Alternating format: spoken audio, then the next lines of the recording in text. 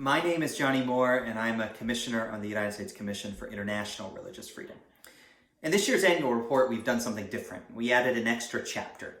This chapter is entitled Key Developments. It looks beyond the 29 countries that are on our lists and looks at other trends around the world affecting the freedom of religion. It shines a light on the way China isn't just a bad place for religious minorities or many religious people of all types, but that China is now exporting its intolerance and leveraging, in some cases, our international organizations to do so. How anti-Semitism in Europe has grown at an alarming rate in a short period of time in countries like Germany, within living memory of the Holocaust, countries like France and Sweden.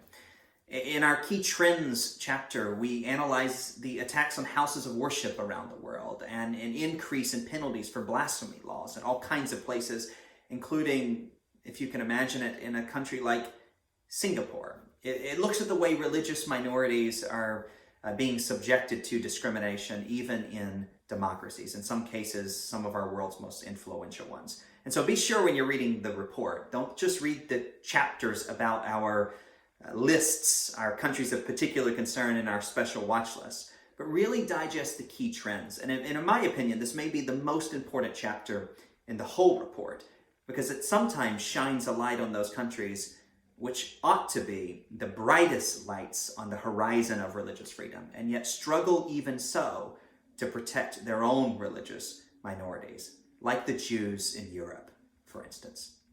And as always, you can go to uscirf.gov, read this year's report and every report from every year since the founding of the Commission, so you can do your part. Read the recommendations and act upon them to make the world a better place for ourselves and for our children.